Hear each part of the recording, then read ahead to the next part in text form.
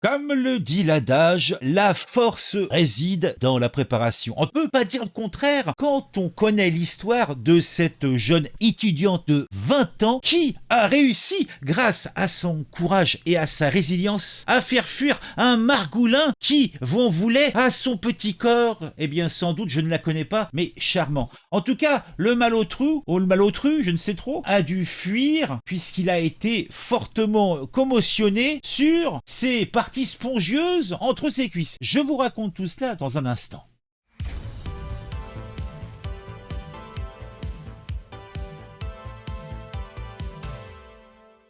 Nous sommes dans une nuit sombre du 20 septembre dans notre belle capitale française. Nous sommes plus précisément dans le 14e arrondissement, précisément nous sommes dans la rue d'Alésia. Nous avons une jeune étudiante qui rentre chez elle après une soirée avec des amis ou avec son amant ou avec, je ne sais pas, une rencontre. Enfin, on n'en sait rien. Ce que l'on sait par contre, c'est qu'il est 4h45, que la rue est calme, il y a de la lumière et elle va pénétrer dans le hall de son immeuble. Et là, surgissant de la nuit, un homme d'une trentaine d'années, même précisément de 30 ans, s'introduit derrière elle. Il a l'intention de s'introduire encore plus loin que simplement le hall de son immeuble. L'animal, puisque on ne peut le prendre que pour un animal, se jette sur elle, sans hésitation. Il lui arrache alors ses vêtements ainsi que sa petite culotte. Cela montre sans aucune possibilité d'erreur les intentions malveillantes de cet homme. L'étudiante n'a plus rien sur le corps, elle a un peu frais, mais elle est loin d'être une victime passive. Elle a réagi avec vigueur et détermination, puisque grâce à ses années de pratique des arts martiaux, elle a parvenu à dégager son pied et à asséner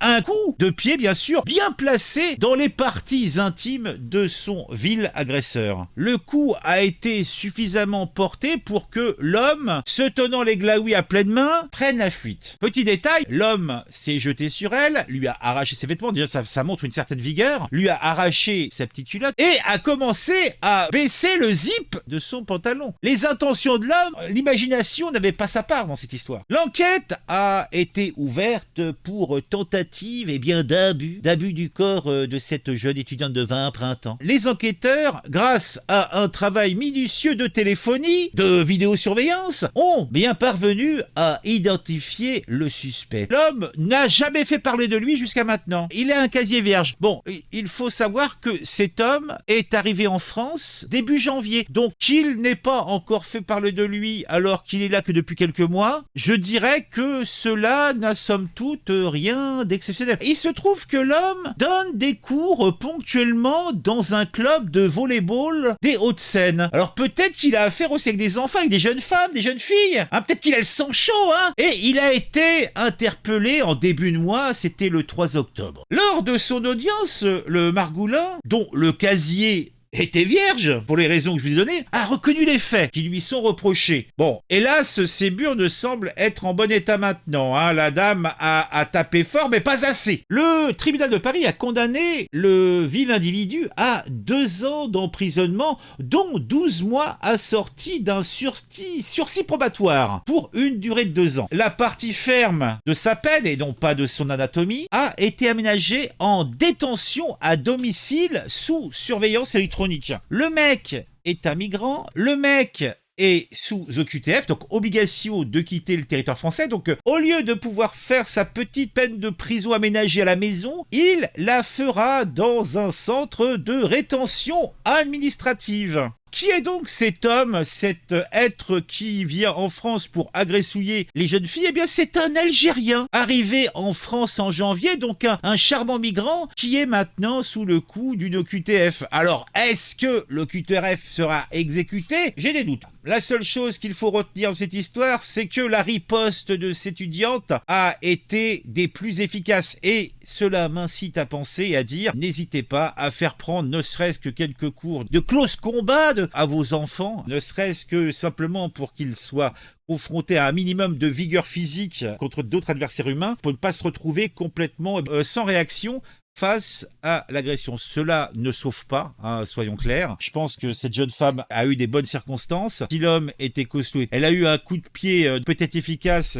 La chance joue toujours. En tout cas, il a pris gros le salopard. Ce qui m'inquiète, c'est que le mec ne soit que dans un centre de rétention administrative. Il devrait déjà être retourné dans son beau pays et surtout avoir eu une interdiction définitive, eh bien, d'être sur le territoire français, alors que non, là, on lui a dit, non, tu n'as pas le droit, donc tu es interdit de résidence dans la rue d'Alésia, t'as pas le droit de venir dans la rue d'Alésia où t'as fait ton ville forfait. Oui, c'est tout. Moi, ça me laisse pensif, ça me laisse rêveur. Dites-moi en commentaire ce que vous pensez de tout ça, on se retrouve très vite pour une nouvelle fait divers qui m'a intéressé et qui, je l'espère, vous intéressera aussi. Ah, ça fait bien plaisir.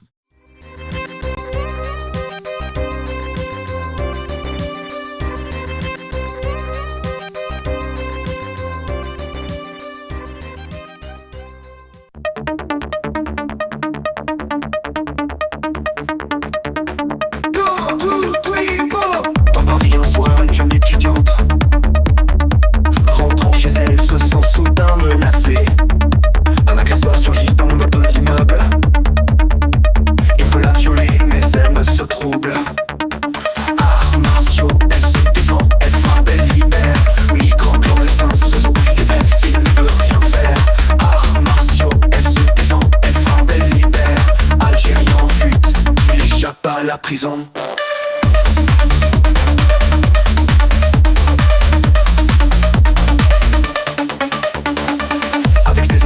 Elle sait se battre. Un coup de pied bien placé, il prend la fuite. L'enquête commence, la police en alerte. Téléphonie, vidéo, les indices sont certains. Arts martiaux, elle se défend, elle frappe, elle libère.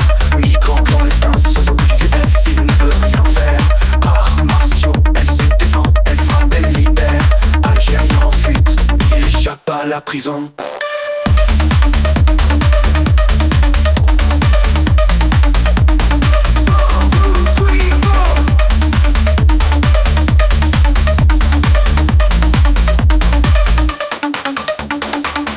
Avec ses arts martiaux, elle sait se battre. Un coup de pied bien placé, il prend la fuite. L'enquête commence, la police en alerte. Téléphonie, vidéo, les indices sont certains.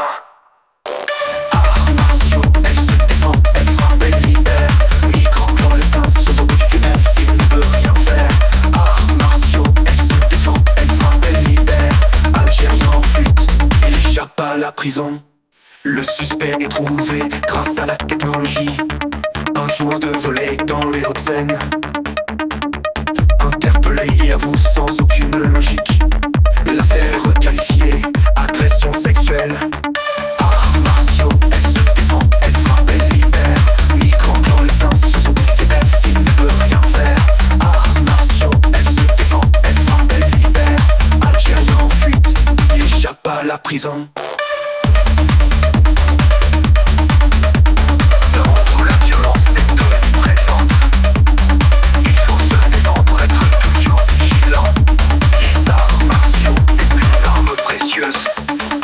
Se protéger et rester courageuse. Courageuse.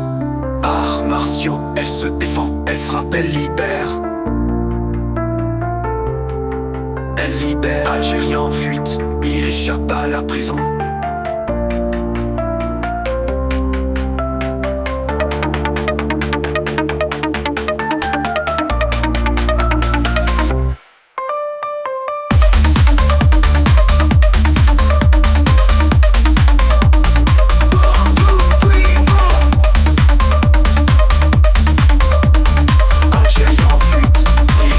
La prison.